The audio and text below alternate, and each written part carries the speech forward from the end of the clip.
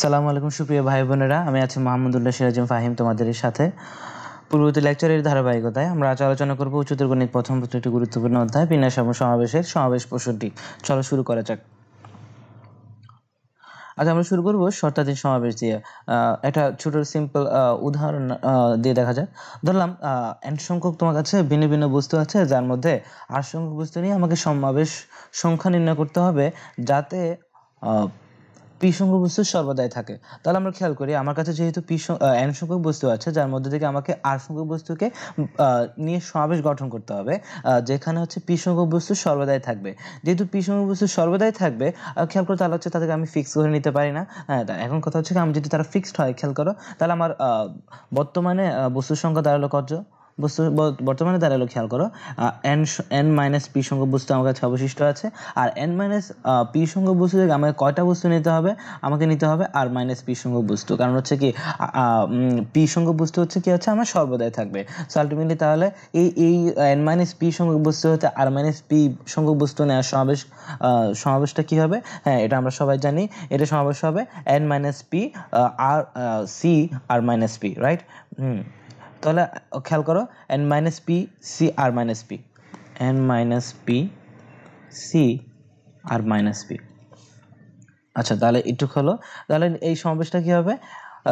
এটা তো আমরা দেখলাম। এখন আসো দ্বিতীয় প্যাটার্নে। n সংখ্যক ভিন্ন ভিন্ন বস্তু আছে আমার কাছে, তার মধ্যে থেকে r সংখ্যক বস্তু নিয়ে সমাবেশ গঠন করতে হবে, যেখানে হচ্ছে p সংখ্যক বস্তু সর্বদা বাদ যাবে। আগের উদাহরণে কি দেখেছিলাম আমরা? পি সংখ্যক বস্তু সর্বদাই থাকছে। সো আলটিমেটলি আমরা কি করছিলাম? তাদেরকে ফিক্স ধরে নিয়ে অবশিষ্ট বস্তু থেকে অবশিষ্ট বস্তু নিচ্ছি।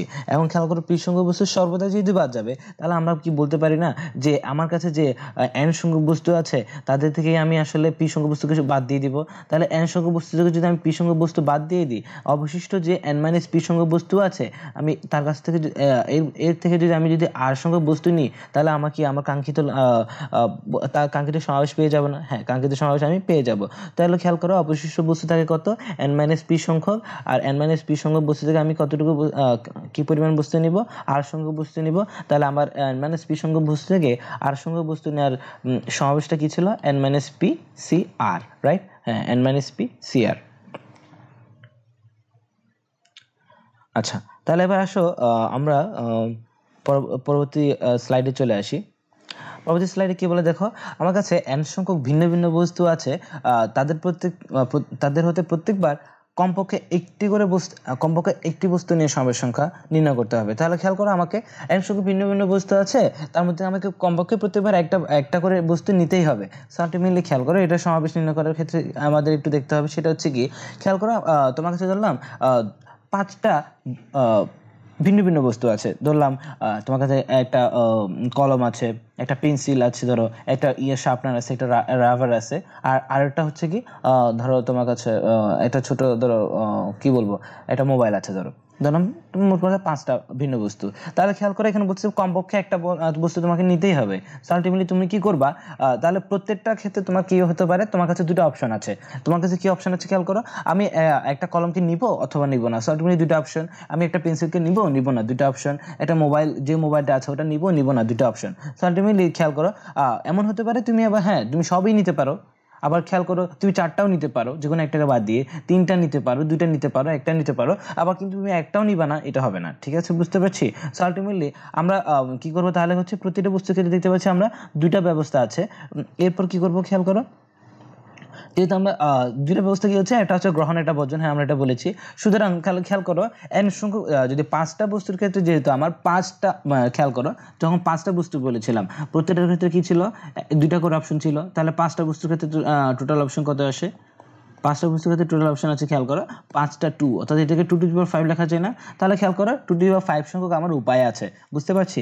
আলটিমেটলি তাহলে তোমরাই বলো, n সংখ্যক বস্তুর জন্য তাহলে আমার কাছে টোটাল উপায় কত হবে? তাহলে হচ্ছে সেটা হবে কি, 2 × 2 × 2 n সংখ্যক n সংখ্যক উৎপাদ পর্যন্ত। বুঝতে পারছি? এখানে যেহেতু 5টার বস্তু, ইন্ডিভিজুয়াল বস্তুর কথা বলেছিলাম, তাই 5টা 2 কথা এসেছে। এখন কথা হচ্ছে, n সংখ্যক বস্তুর কথা যখন আসবে, তাহলে এটা কত হবে? তাহলে তোমরাই বলো, এটা হবে 2^n এর সমান। হ্যাঁ, 2^n এর সমানই হবে। এখন আমার কথা হচ্ছে, খেয়াল করো, এই যে n সংখ্যক বস্তু থেকে ভিন্ন ভিন্ন বস্তু প্রত্যেকবার কমপক্ষে একটি বস্তু নেওয়ার ক্ষেত্রে খেয়াল করো, আর প্রত্যেকটার ক্ষেত্রে আমি দেখতে পাচ্ছি একবার হচ্ছে গ্রহণ, হয় গ্রহণ নয় বর্জন। এটার ক্ষেত্রে হয় গ্রহণ না হয় বর্জন, হয় গ্রহণ না হয় বর্জন। এখন খেয়াল করো এমন একটা কেস হতে পারে না এটাও গ্রহণ, এটাও গ্রহণ, এটাও গ্রহণ, এটাও গ্রহণ, এটা বর্জন, রাইট? একটা বর্জন। আবার এমন হতে পারে না সবগুলোই গ্রহণ, হ্যাঁ হতে পারে। সো আলটিমেটলি খেয়াল করো এই যে 2 টু দি পাওয়ার n সংখ্যক যে উপায়, তার মধ্যে এমন একটা উপায় হবে না যেখানে ক্ষেত্রে প্রত্যেকটাতে আসলে বর্জন হচ্ছে, এটাও বর্জন, এটাও বর্জন, এটাও বর্জন, এটাও বর্জন। তাহলে ওই যে আমার যেহেতু প্রশ্নে শর্ত দেওয়া আছে কমপক্ষে একটা বস্তু নিতেই হবে, তাহলে আমি যে সব যে উপায়ে সব কিছু বাদ যায় ওটা তো আমার গ্রহণ করা যাবে না। সো আলটিমেটলি আমি বলতে পারি এর মধ্যে 2 টু দি পাওয়ার n সংখ্যক উপায়ের মধ্যে একটা ক্ষেত্রে সবগুলি বাদ যাবে। সো আলটিমেটলি নির্ণয় সমাবেশ কিভাবে খেয়াল করো 2 টু দি পাওয়ার n - 1। আমি কি বোঝাতে পেরেছি? হ্যাঁ আসলে আশা করি আমি বোঝাতে পারছি। সো আলটিমেটলি তাহলে আমরা কি বলতে পারি, এখন আমরা খেয়াল করো আমরা যে উচ্চতকোণী দ্বিতীয় পত্রে এটা নর্মাল একটা বিস্তৃতি দেখে থাকি, সেটা হচ্ছে 1 + x whole to the power n এর বিস্তৃতি। বিস্তৃতি কিরকম ছিল?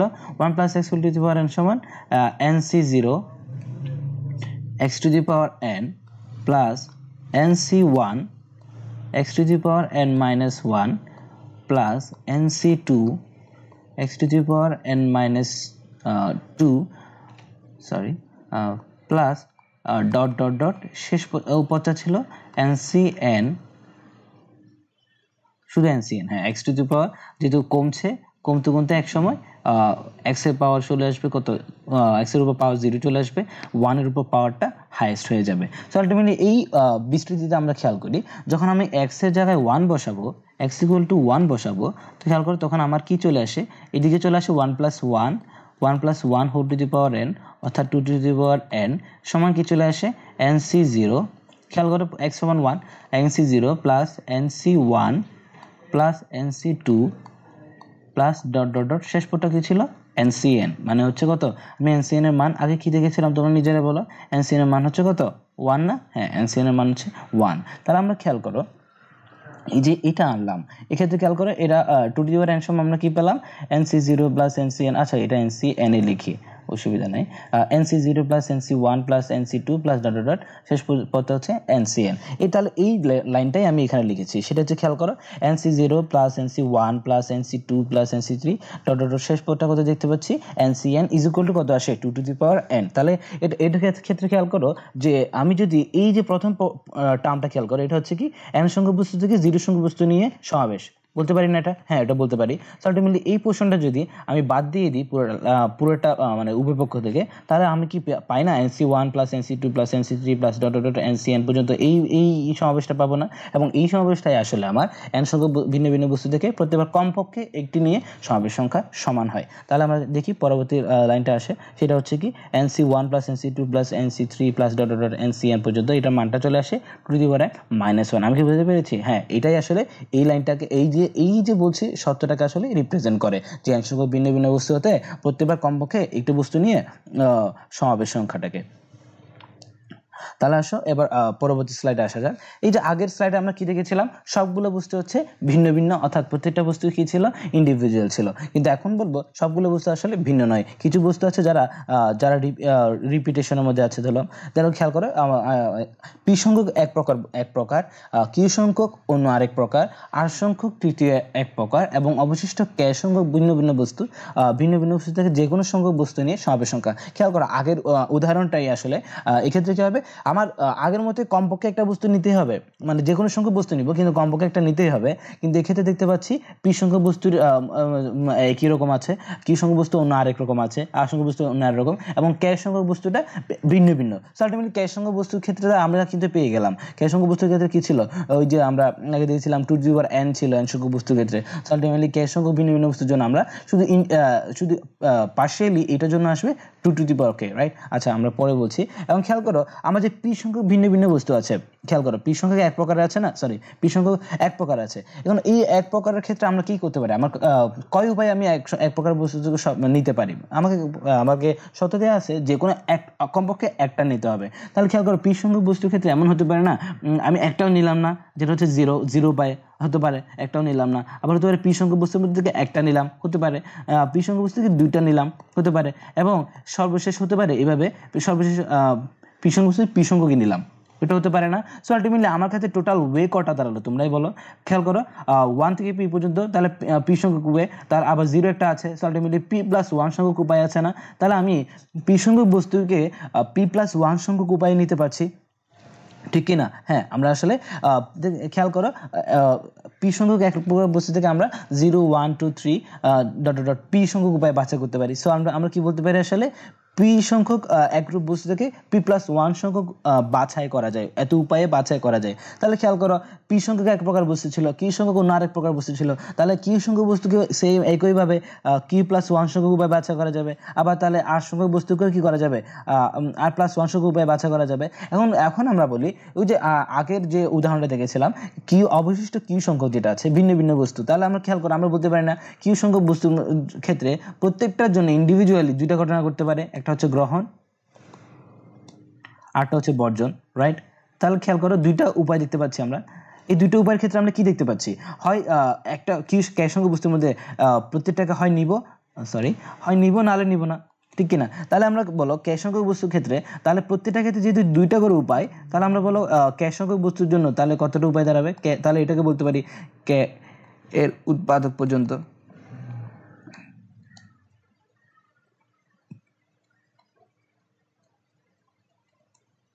বলতে পারি না? আলটিমেটলি এটাকে কি 2 k লেখা যায় না? কারণ আমরা আগে উদাহরণ দেখেছিলাম 5টা হলে 2 5 হচ্ছে, সো সুতরাং ক্যাশ সংখ্যক করলে 2 k হবে। সো আলটিমেটলি এটা দেখতে পাচ্ছি ক্যাশ সংখ্যক ভিন্ন ভিন্ন বস্তুর জন্য আসলে দুটো উপায় হচ্ছে, একটা হচ্ছে গ্রহণ অথবা বর্জন। সো আলটিমেটলি দেখা গেল এই যে সুতরাং তাহলে এই যে ক্যাশ সংখ্যক ভিন্ন ভিন্ন বস্তু এদেরকে বাছাই করার উপায় তাহলে কত দাঁড়ালো 2 k। এখন আমরা খেয়াল করি এই যে 2 k হলো, ঠিক আছে, তাহলে নির্ণয় বাছাই, তাহলে নির্ণয় এই যে বাছাই করার উপায়টা কিরকম হবে, সবগুলোকে একত্রে বাছাই করার উপায় এটা হবে কি 2 k into p+1 into q+1 into r+1, ঠিক কিনা? এখন আমরা খেয়াল করি এই যে এর মধ্যে খেয়াল করো প্রথম ক্ষেত্রে খেয়াল করো এই যে p+1 সংখ্যক উপায় বাছাই করছি, তার মধ্যে একটা উপায় ছিল না, আমি কাউকেই নিইনি, হ্যাঁ কাউকে নেওয়া হয়নি, এমন একটা উপায় আছে। আবার খেয়াল করে কি সংখ্যক বস্তুর মধ্যে q+1 সংখ্যক বাছাই করছিলাম, এখানে একটা উপায় ছিল যেখানে হচ্ছে কাউকে আমি বাছাই করিনি। আবার r+1 সংখ্যক উপায়ের মধ্যে একটা দেখেছিলাম যেখানে মধ্যে কাউকে আমি বাছাই করিনি। আবার এখানে খেয়াল করো এই যে ক্যাশ সংখ্যক ভিন্ন ভিন্ন বস্তু, তার মধ্যে প্রত্যেকটার ক্ষেত্রে ইন্ডিভিজুয়াল একটা গ্রহণ ছিল, একটা বর্জন ছিল। তাহলে একটা উপায় আছে যেখানে হচ্ছে কি ক্যাশ সংখ্যক বস্তুকে সবগুলোকে মানে বর্জন করেছি, হ্যাঁ। তাহলে আমরা খেয়াল করো, তাহলে আমরা বলতে পারি এই যে সবগুলোর ক্ষেত্রে একটা বিষয় একটা কমন ওয়ে, এই যে সবগুলোকে মিলিয়ে যে ওয়েটা পাচ্ছি তার মধ্যে একটা কমন ওয়ে ছিল যেটাতে আসলে সবগুলো বাদ যায়। কারণ হচ্ছে এখানে ধরলাম এখানেও বাদ গেল, এখানেও বাদ গেল, এইটাতেও বাদ গেল, এটাতেও বাদ গেল। তখন আমরা কি বলতে পারি এই যে একটা উপায়কে তাহলে আমাদের বাদ দিতে হবে না, হ্যাঁ এক্ষেত্রে একটা উপায়কে বাদ দিতে হবে। তাহলে আমাদের নির্ণয় সমাবেশ কি আসে 2 k into p+1 into q+1 into r+1 -1। আজ তাহলে এই পর্যন্তই, পরবর্তী লেকচার দেখার জন্য আমন্ত্রণ রইল, ধন্যবাদ।